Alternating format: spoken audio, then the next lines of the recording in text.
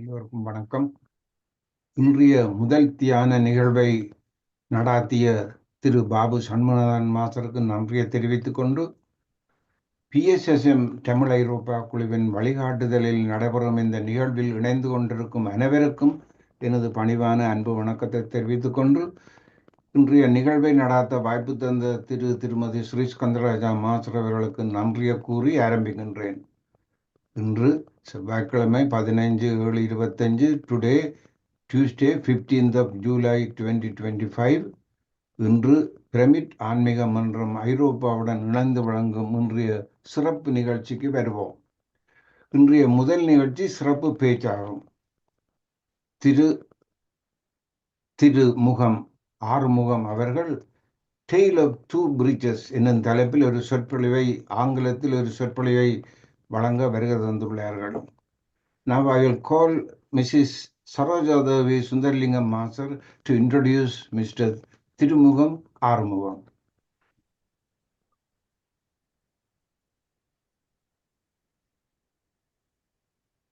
Thank you very much, Mr. Pandacharam. Greetings to all.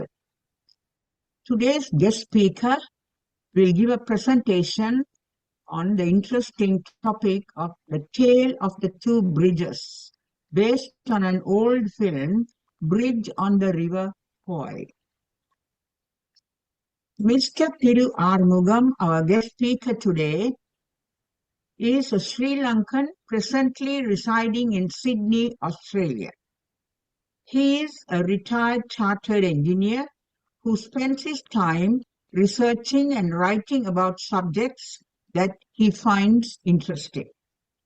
He is the author of a book titled 19th Century American Missionaries in Jaffna, Sri Lanka, with special reference to Samuel Fisk Green, and a second book titled D.J. Vimala Surendra and the History of Laksapana Hydroelectricity Scheme, as part of a series of books on science and civilization in Sri Lanka. A third book was Writings and Musings, which is a collection of articles published in the Sri Lankan, the Journal of the Ceylon Society of Australia. He has also edited a book titled 100 Hindu Temples of Sri Lanka, Ancient, Medieval, Modern, using the writings of his late father, Thirumugam Arumugam, Deputy Director of Irrigation in the Irrigation Department, Sri Lanka, and also a pioneer in the project for the river for Jaffna. This we must remember very proudly. Thank you very much. Now, I invite Mr. Thirumugam Arumugam to start his presentation today. Thank you. The forum is yours, sir. Thank you. Thank you very much, and good morning and good evening, everybody.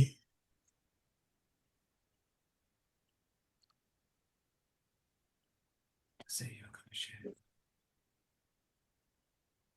Just say you're going to share. We're now going to share a PowerPoint presentation.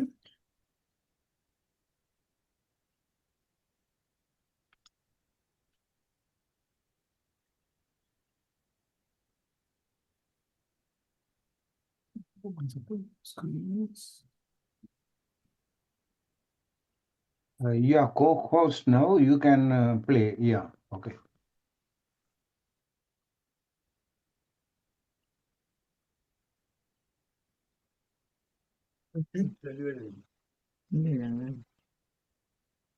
Okay. Use this to mouse. Okay. I shall go. Yeah. Right. A tale of two bridges. The two bridges are a bridge over the river Kwai in Thailand, and a bridge that was built in 1956 in Kitulgala in Ceylon as part of a movie set.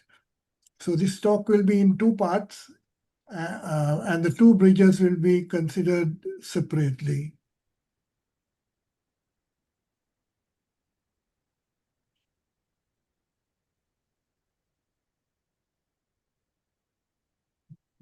Next one. Sorry.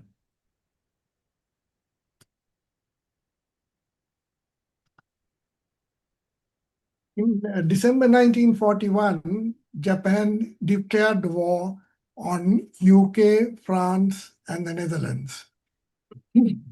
By July 1942, this map shows the countries which were occupied by Japan. You can see they occupied the whole of Korea, whole of Manchuria, important parts of China, including Peking and Shanghai, Taiwan, Hong Kong, French Indochina, that is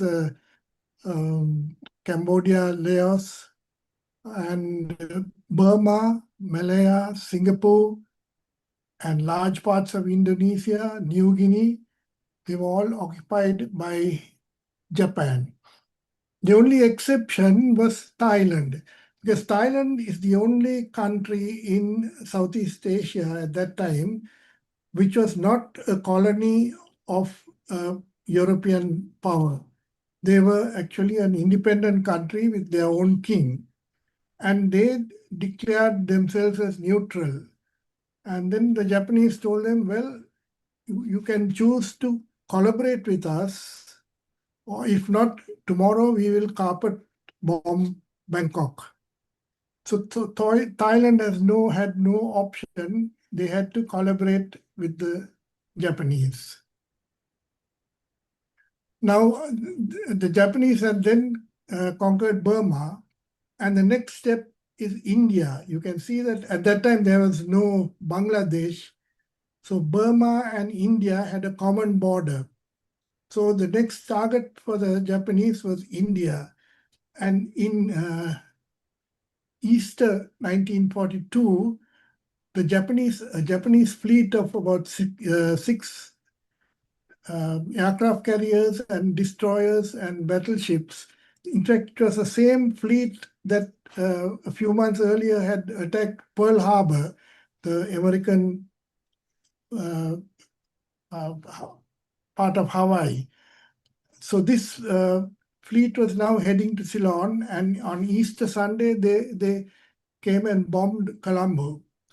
And they were looking really for the British Eastern Fleet, but the British had been tipped off about the arrival of the Japanese, and all the ships have been moved out and had been sent out to the Maldives. However, they did sink two large destroyers with the loss of about 500 or 600 British lives. But so the idea was to conquer Ceylon, and then from Ceylon to attack India and conquer India.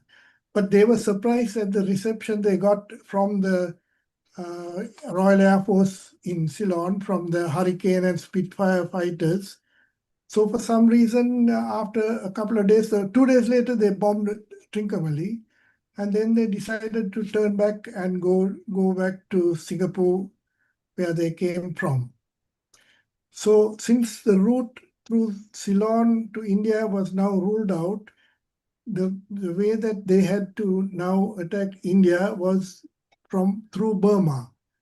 But the problem is that Burma-Thailand border is all thick jungle, and at that time there were no roads or railway lines linking Thailand and Burma. So the problem was, how were they to get their troops and tanks and Bren gun carriers and etc. into Burma for the invasion of India? So they had no option. They had to build a railway line. They decided to build a railway line. And this was the Thai-Burma Railway. At the bottom right-hand corner, a place called Ban Pong. At Ban Pong, the line starts from there, and that line is the railway line from Singapore to Bangkok. And from this new railway line is 415 kilometers long, linking Thailand and Burma. It comes up about 50 kilometers to the place called Thirumugam, where it has to cross the river Kwai. And at that point, the river is about 200 or 300 meters wide. It's a very big river.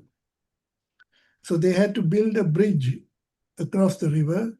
And after that, they follow a tributary of the river Kwai. All that is very thick jungle, no roads or anything.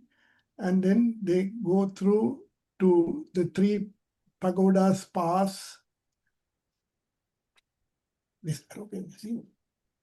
go through to the three pagodas pass, which is the border between Thailand and Burma.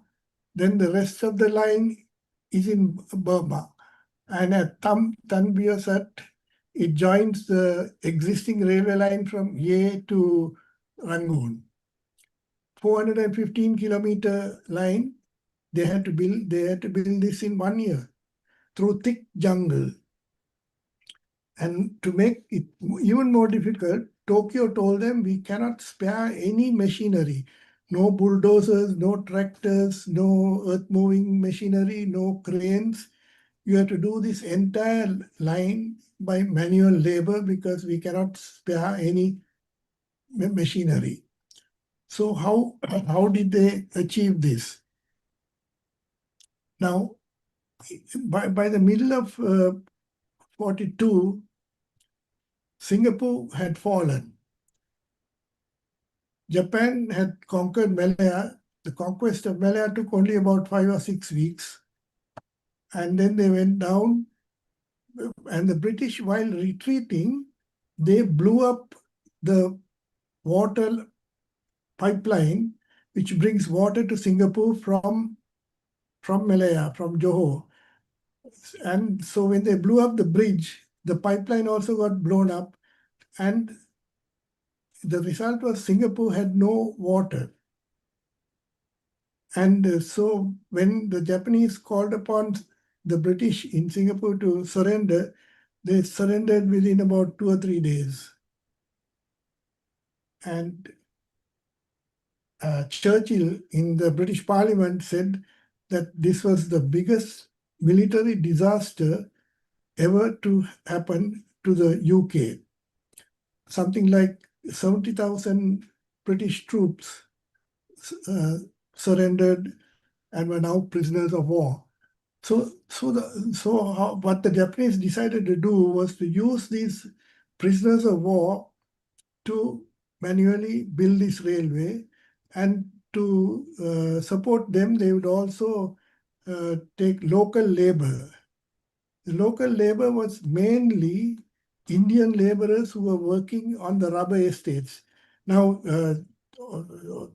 Japan did not need so much of rubber because Malaya is full of rubber estates. So only a few estates were worked. The rest were abandoned. So all these people were unemployed. So they were promised good wages, and so they all joined up to build this railway line. This is a snapshot of the Allied prisoners of war, 60,000 British, mainly British, but also Australian and New Zealand, and some Dutch prisoners from Indonesia. So these guys were all taken to work on building this railway line. This shows some Indian Tamil laborers happily going off to work on this railway line because they were unemployed. Now they've got a job. But little did they realize that within 6 months, half of them would be dead.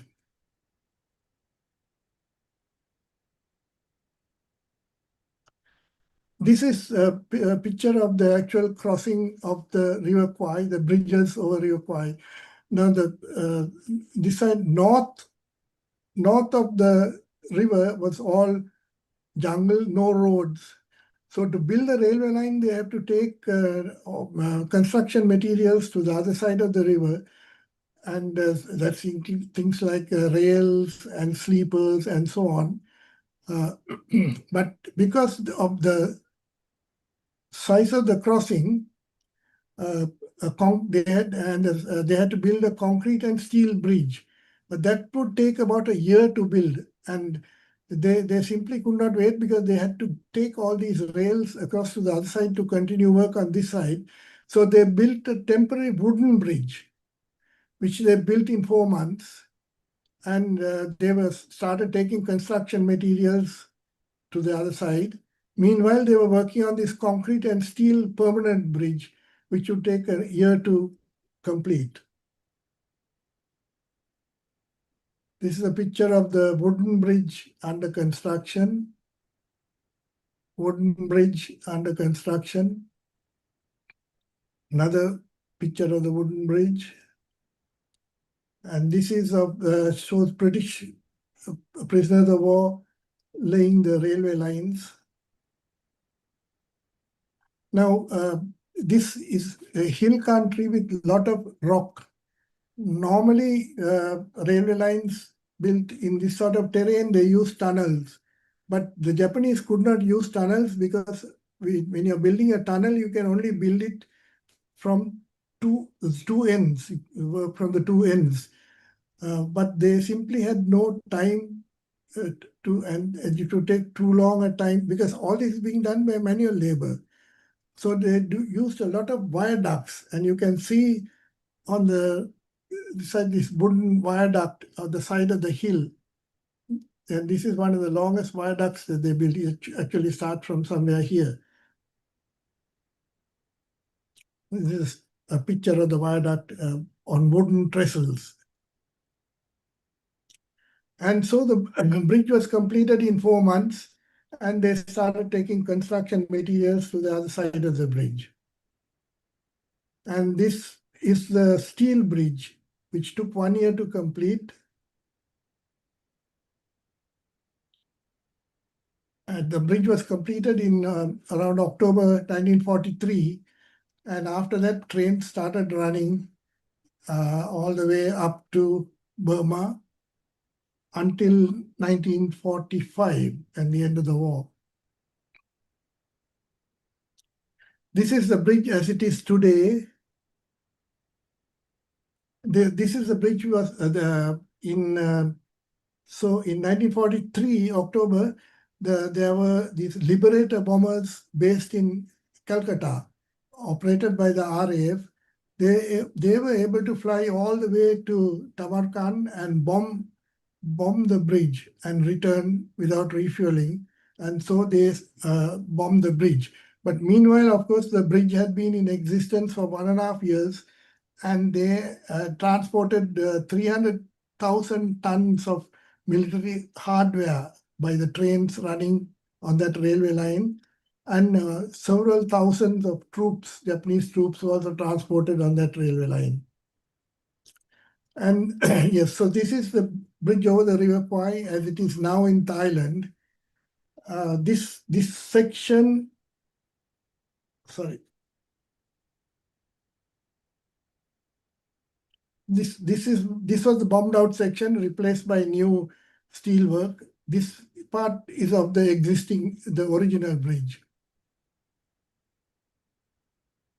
This is the first train that ran from Thailand to Burma. The engine C5631 has been restored and is now in a museum in Japan. This is an abandoned engine somewhere in the jungle. This is another Japanese engine restored on the Burmese side and is as a museum piece. Now the line was 415 kilometers long, but now it's only about 150 kilometers. The rest of the line has been abandoned, and this is the end of the line as it is today. Now, according to the Geneva Convention, there are certain norms for the treatment of prisoners of war. But what happened was, although Japan attended the Geneva Convention, they did not ratify the Geneva Convention. So they said they are not bound by the rules of the Geneva Convention and the way prisoners of war have to be treated. Now, these prisoners of war had to do manual labor, And if adult male on manual labor needs about 2,500 calories to maintain his body weight, but they were given only 1,000 calories of food. For morning breakfast, they had a sort of rice kanji. For lunch, they were given a big ball of rice. And for dinner, they were given another big ball of rice with some leafy vegetables thrown in. So no protein. So a prisoner of war who started would have been 150 pounds in weight when captured, ended up after 2 years weighing only 90 pounds. Again, 3 prisoners of war. The painting of prisoners of war. According to the Geneva Convention, prisoners of war have to be given clothes, boots, and hats. But the Japanese only gave the prisoners a piece of cloth, 2 feet by 2 feet, square piece of cloth, and they had to tie that piece of cloth around their waist with a string. This is a sketch of dying prisoners.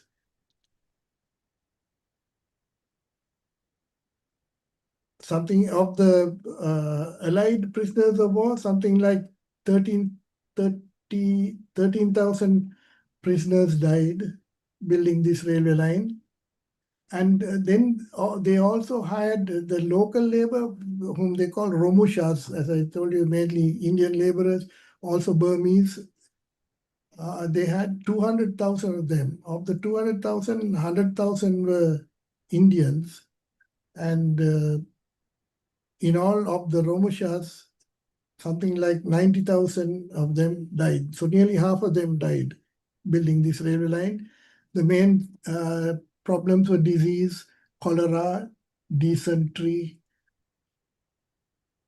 malaria, cerebral malaria. You see, there were some doctors. There were about 100 doctors actually among the prisoners of war, mainly Australians. But absolutely no medicines were provided.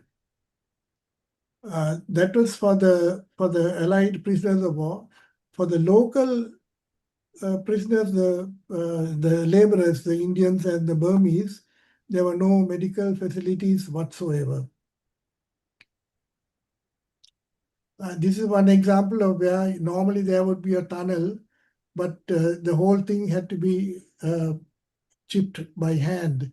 And this was called Hellfire Pass. And in this particular pass, more than 1,000 Australian soldiers died here. And today there is a small memorial to the Australian soldiers. And this is the Kanchanaburi prisoner war graves, Commonwealth war graves.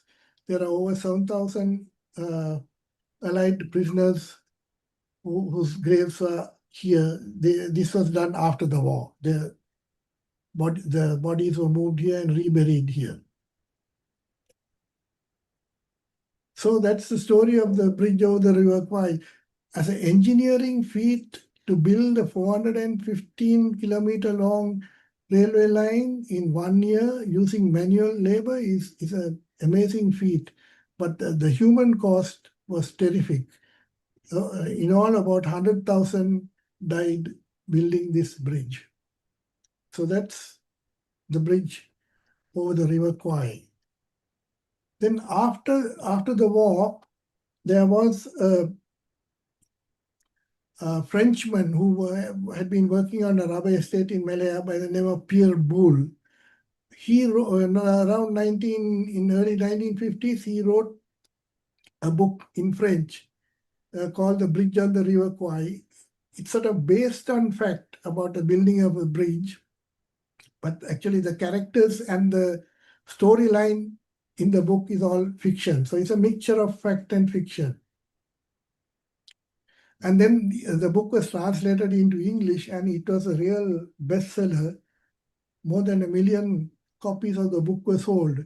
So there was a film company in England called Horizon Pictures. They bought the rights, film rights of this Bridge on the River Kwai. and decided to make a film about it and call the film The Bridge on the River Kwai. So they sent their art director to Thailand, to the site of the existing bridge, to make the preliminary arrangements for filming it. And he went there and he replied, he immediately phoned back and said, you know, this site here is not at all, nothing like the site described in the book. In the book, it describes a gorge in a jungle, a steep gorge, and in the thick jungle and a free-flowing river. But here what I find is all flat land and paddy fields, and it's not photogenic, it's nothing interesting. It won't be interesting to make a film here. Can I make a suggestion? And this man, this art director, he married a girl who was the daughter of a British tea planter in Hatton, in Ceylon. And this guy, the art director, had been to his father-in-law's tea estate, and he remembered at a place called Kitulgala, about 56 miles from Colombo, the Kelani River goes through a gorge by the side of the main road, and it's very picturesque and beautiful with jungle on both sides. And he suggested to Horizon Pictures, instead of making this film in Thailand, let's make this film in Ceylon. And so that's how Ceylon was chosen for the site of this film. And the entire film was made on location. There are no studio scenes at all. It's all on location. They built a bridge at Kitulgala. The Japanese prisoner of war camp was a stone quarry at Mahara. There were also scenes at Mount Leonia Hotel and various other places. Anyway, it was entirely filmed on location without any studio scenes at all. And so for this film, they took the top actors. Now, they took William Holden, the American actor. He was the #1 actor at that time and very popular among moviegoers. And the other two leading actors were William Holden, and the other famous actor was Alec Guinness. And there was Jack Hawkins, who was famous for acting in several war films. So when the producer of this film contacted and Columbia Pictures bought the worldwide rights of this film. So Columbia said, can we make a small model bridge, and then we can film it and enlarge it and so on. But the producer was adamant, and the director was also adamant and said, no, we must have a real bridge. We must build a proper bridge, a wooden bridge, so that it will be realistic.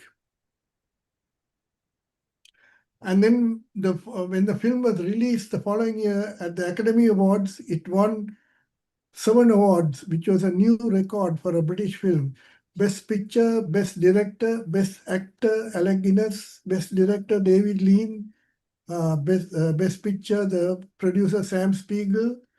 The Best Actor in a supporting role was the Japanese Colonel Sessue Hayakawa. He was nominated, but shortlisted, but he did not win. It won the Best Screenplay, Best Music, Malcolm Arnold, the famous conductor and composer, Best Film Editing, and Best Cinematography. It was one of the first CinemaScope films. So it really swept the board the following year, and it is generally recognized as one of the 10 best war films ever made. And this is a scene from the film. That's William Holden on the left. But this young man, his name is Chandran Ratnam. He was a schoolboy at that time. He was in school. He was in the boarding. He ran away from school because he loved this filming, and he volunteered to help. And he was given a small job there as an assistant to one of the stage managers. And here he is pushing a boat on which William Holden is going to sail down the Kelani River. Chandrarattam later became very famous in the film world in Ceylon and has been involved in many films. This is another Ceylonese, Chris Greet from Radio Ceylon, Berger. He had a small speaking role, and that's Alec Guinness, the colonel, British colonel in the film. And so they started building this bridge, and the producers gave the contract to a local firm called ECC, Equipment Construction Company. They were given the contract to build this wooden bridge at Kitulgala over the river Kelani. And the design of the bridge, for the design of the bridge, there was a British firm doing some work in Ceylon. It was called Husband and Company. The British firm was given the contract to design the bridge. And the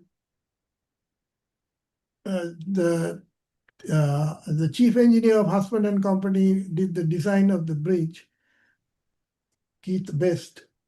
And he used as a model the Firth of Forth Bridge in Scotland, which is a cantilever bridge. And he used that as a model for the bridge at Kitulgala. This is the Firth of Forth cantilever bridge in Scotland, with built in 1819, but of course it's a steel bridge with 3 cantilevers. The difference was the bridge at Kitulgala had 2 cantilevers and it was made of wood. Because on the jungle on the other side of the river, there was lots of satinwood trees. So what this ECC, the contractor, did was they cut the satinwood trees and used 35 elephants to drag the timber beams from there and build the bridge, which is about 450 feet long, the bridge. And the bridge, that was the biggest, at that time, that was the biggest film set ever made. So while the bridge construction was going on, the Minister for Railways in Ceylon, he sent a message to the film producer to come and see him. So so this chap went to see him, and the minister told him, you know, a board of survey has condemned some railway engine and 5 carriages.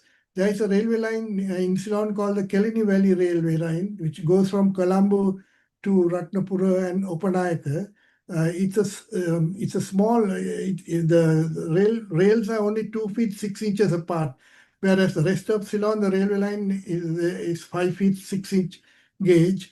So this is a smaller version because the line to Kelani Valley line has a lot of curves, sharp curves, so they couldn't have a full-size railway there. So these engines had been bought in somewhere around 1902 or 1904, 6 engines, and now it's 1956, 50-year-old engines. So the minister said this board of survey has condemned these engines as scrap. But instead of sending it off as scrap, if you want, I can give you the engine and 5 carriages, and you can use it for your film if you want. And these people jumped at the idea, because now not only are they having a real bridge, they're having a real train also running on the bridge. And so the minister also said, I'll give you 5 tons of coal free of charge, and also arrange for a retired engine driver and a retired fireman to drive this train for you. So they were really happy about that. And this is the engine that was given to them to be used in the film, engine number 104. And they were told, you can do anything you like, you can blow it up. It doesn't, we don't care because it has already been condemned and is of no use to us. This is a view of the Hunslet factory in Leeds, where this engine was built in 1902. It was a batch of, I think, 7 engines on the Kalini Valley line. Now, this is a sister engine. Now, the other engine was 104, I think. This 104. This is engine number 108, the sister engine, identical to the one that was used in the film. It is in the Dematagura siding and rusting away. I really can't imagine why the Ceylon government can't restore this and take it to Kitulgala and display it there as the engine, similar engine used in the film. Because even today there are British people who go all the way to Kitulgala searching for the place where this film was made. So it'll be a real tourist attraction. Now you compare that with Thailand. Thailand, over the River Kwai, they get millions of tourists every year. So this is the actual wooden bridge under construction. It's an elephant pushing. There's an elephant pushing the logs, timber beams into position. This is a scene from the actual film showing the bridge under construction. And that's the completed bridge. Double cantilever, 70 feet above the riverbed and about 400 feet long. And so once the bridge was built, they decided to have a grand opening ceremony, and they invited the Prime Minister and VIPs, and they wanted to film because they're going to run the train on the bridge and blow up the bridge when the train is on the bridge as part of the film story. So for the filming of this blowing up, they had 4 cameras, cinemascope cameras, 2 cameras on each side of the bridge. And what the director, David Lean, told the film crew was, when the bridge is blown up, there are going to be lots of timber flying around, so it's dangerous to wait near the cameras. So when you hear the noise of the train coming, you start your camera, and I will install a switch near the camera. You turn the switch on and run away as fast as you can. Don't wait anywhere near the bridge when it is blown up. So there were these 4 switches connected to 4 bulbs on David Lean's desk. And he connected another switch at the beginning of the bridge. And he told the engine driver, when the engine comes up to the bridge and the train is running, you jump out of the engine, right? Because the train is going to be blown up, and you turn on that switch. So when these 5 bulbs come on at my desk, it is only then that I will give the signal to the people who are going to blow up the bridge. And I will give the signal only when all 5 bulbs come on.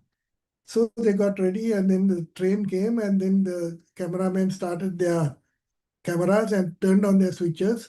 1, 2, 3, 4. Only 4 lights came on, not 5. Now David Lean didn't know what to do. Is he to blow up the bridge or let the train go at full speed without an engine driver? And on the other side of the bridge, the railway line ends up in a bank of sandbags. So the train running at full speed is going to hit the sandbags, and the engine is going to get smashed.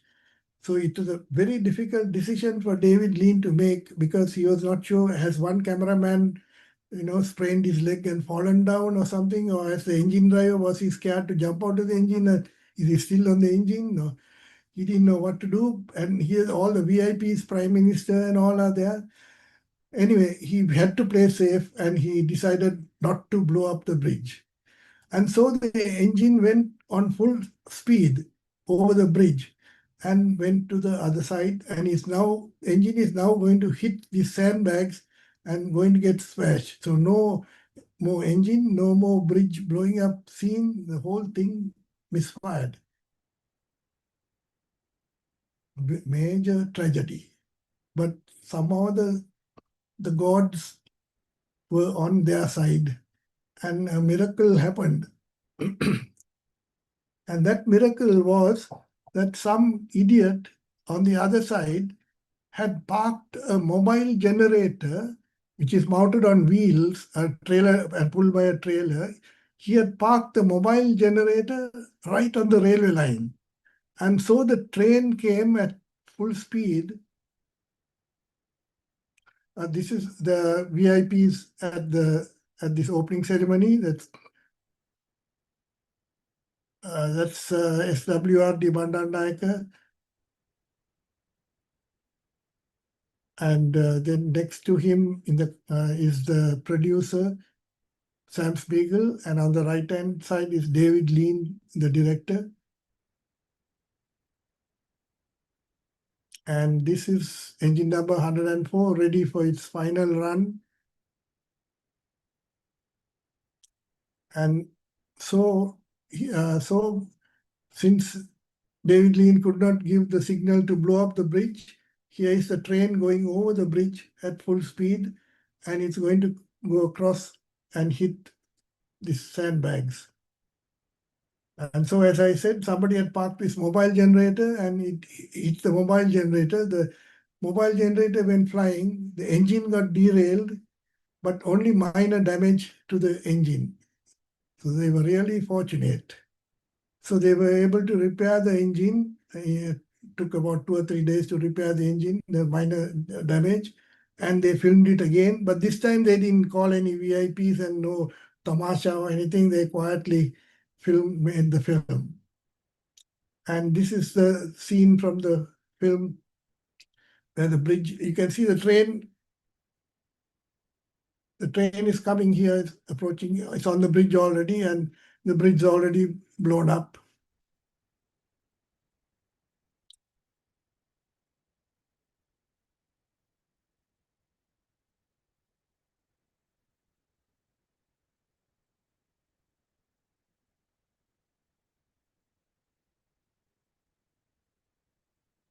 There again, there's no interest in commemorating this as a site of the bridge. This is a signpost built by the local people. The local people living there has put up the signpost, location of the film bridge on the River Kwai. Now, this is the present situation. What has happened is about 2 or 3 years ago, the Ceylon Electricity Board, they built 2 dams on the upper reaches of the Kelani River and then took the water to a hydroelectric powerhouse here. This river, this is the main Kelani Ganga at Kitulgala somewhere here. There are lots of rapids here, about 9 rapids. So it has become a very popular place for tourists for whitewater rafting. So a lot of tourists go here for whitewater rafting, and the boats are available. You can hire the boats and shoot the rapids. But 2 years ago, when the electricity board built this power station and cut off the water, there was hardly any water going down this river, and there were no more rapids.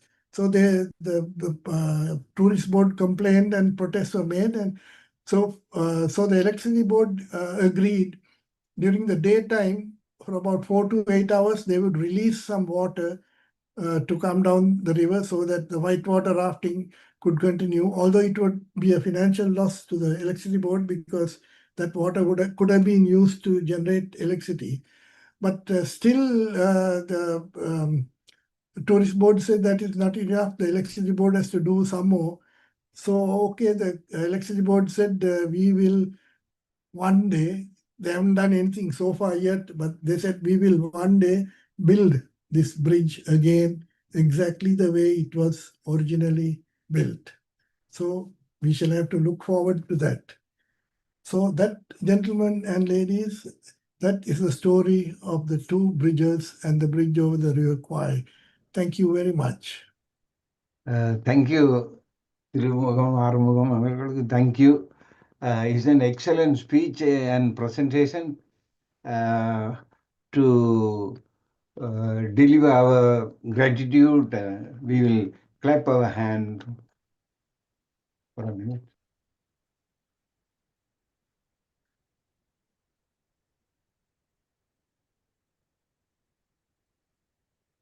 Thank you very much, Thirumugam, Arumugam. Thank you.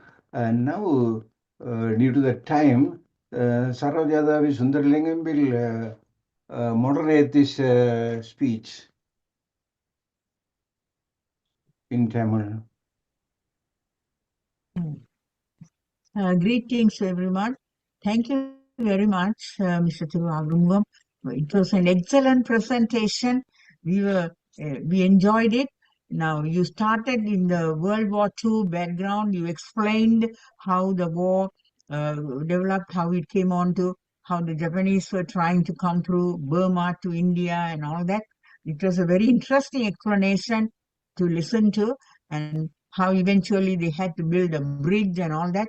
Now, how the war situation, the novel was written, that is the Bridge on the River Kwai. The book was written in this background of the World War II scenario, and how even though it's a fiction, it's a very, it shows an engineering marvel. I think the attempt to build a bridge for making the film in Sri Lanka, in Ceylon, shows the engineering marvel at that time, how they had to build it.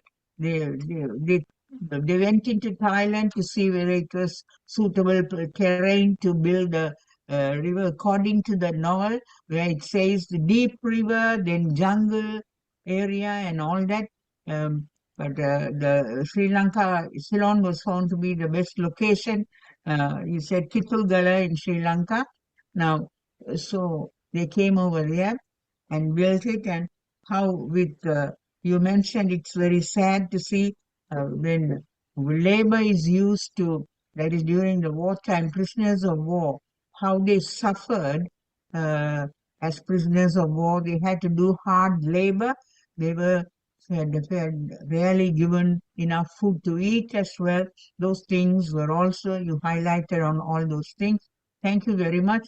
We feel very proud that this movie, they came over to build a bridge in Sri Lanka and blow up the bridge and to take that scene for the movie. So we are all, as Sri Lankans, we feel really proud. Your presentation was excellent. Now, I can't say anything more than this. Excellent. Thank you very much, Mr. Arumugam. Thank you very much. Now, I will ask Mrs. Dr. Sarah Sivaloguna, Mas, you can speak. Unmute, you mute panni, unmute pannungo. Hello, Thiru. So lovely to see you. Such a good presentation. I would never have known this history. Thank you so much for giving us in such detail such a lovely story of the history. Thank you. Thank you. Dr. Shanti Parameshwaran. Good morning or good evening to all. Thank you very much, Arumugam. And I think I remember meeting you very long time ago in Australia at Saroka and Dharmatan's wedding anniversary. So we haven't met for some time, but I think your presentation was excellent. I was looking, it's much better. It looks like the tale of two cities. I think your presentation was better than Charles Dickens' story. And next time when I go to Sri Lanka, I will make a note to go to see this Kitulgala. I think we as an organization or we as a group should get the Sri Lankan government, who is now more amenable and more accepting, to make Kitulgala a tourist site. And maybe you may come over there and help them to build not the full bridge, a small bridge, as a memorial to this book, which I read as a small child when I was young, The Bridge on the River Kwai. And I think I must have seen the film many times, even later when this thing. I just wanted to ask you, I can't remember any female actress. Do you know any female actress in the film? That was one problem. According to the Horizon Pictures of UK, didn't want any female actors, but Columbia Pictures of USA said people won't go to see a film unless there's a female presence also. So they brought they did bring in a new character which was not in the book, a nurse who looked after William Holden as a nurse, and they also the British commandos, the parachuted into Burma, and they had to walk through the jungle to go and blow up the bridge. These all fiction, of course. So they needed porters to carry their things, the guns and the ammunition and things like that. So they added on to the story 4 beautiful Burmese girls whom they got down from Burma, and they were the sort of 4 girls who carried all the stuff for these commandos. Yeah. I think I remember, and I wondered why they didn't get the local Sri Lankan beauties. They would have also added to that film. That would have been, and I think it is, of course, as Sabada said, sad to see that the prisoners of war was drawn into it and they're suffering on the because of that. That is inevitable. It happens always. But I think Dr. Sandhi, I don't know, some volume here, noise, volume is not coming up. Sorry. Thank you, No. Dr. Sandhi Parameswaran. Now I will call Dr. Kamala Arunachalam to talk. Greetings to all, Vanakkam. It's lovely to have a good historical review, Thiru. I didn't know that your name was Thirumugam Arumugam. We call you Thiru. Yes, it's a lovely name. Anyway, it's lovely to remind us about this bridge on the River Koi and relationship to the Sri Lanka. I still remember when I think about the bridge on the River Koi, I get reminded of the whistling. The whistling on the song as they cross the bridge. Yeah, it's lovely. Yes, yeah. Anyway, I like to see Malini also if she is around. Thank you so much. It's you must come again and talk about other things you have written, like the Green Memorial Hospital in Manipai. That's another historical event. Please do come, and thank you so much. It's lovely to listen to you, and come again, please. It's a lovely forum here. We are all getting become intelligent, and and our intelligence is it's getting better now, and the knowledge. Yes, thank you.